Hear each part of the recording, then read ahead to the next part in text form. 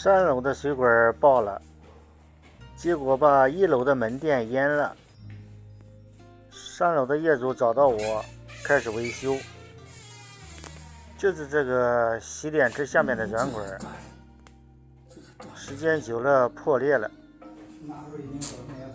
这家客户说要全部更换掉。这家客户住在2楼，睡到半夜才发现这个软管爆了，水流的不知道有几吨。因为排水管堵塞，把1楼门店也淹了。生锈的软管螺丝不好拆卸，我专门买了一个新工具。这个扳手可以正反拆卸螺丝，在空间狭小的地方可以派上用场。这个螺丝已经拆下来了，重新更换软管和双点水龙头。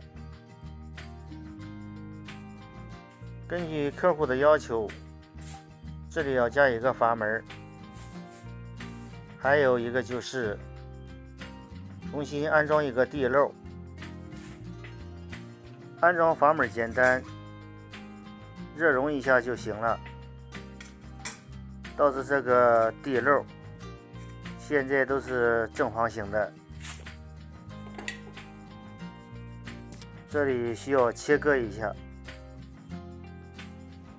用记号笔比着画几条线，尽量保持横平竖直。然后划线的部位需要切割，切割之后把瓷砖敲打下来，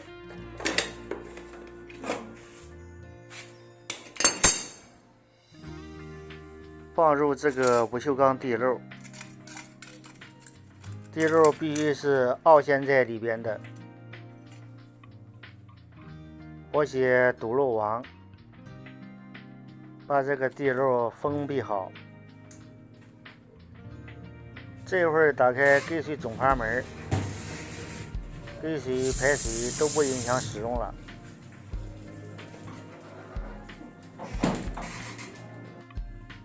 在地漏的边缘抹平一点，效果更加美观。好了，这个视频就到这里，谢谢大家收看，再见。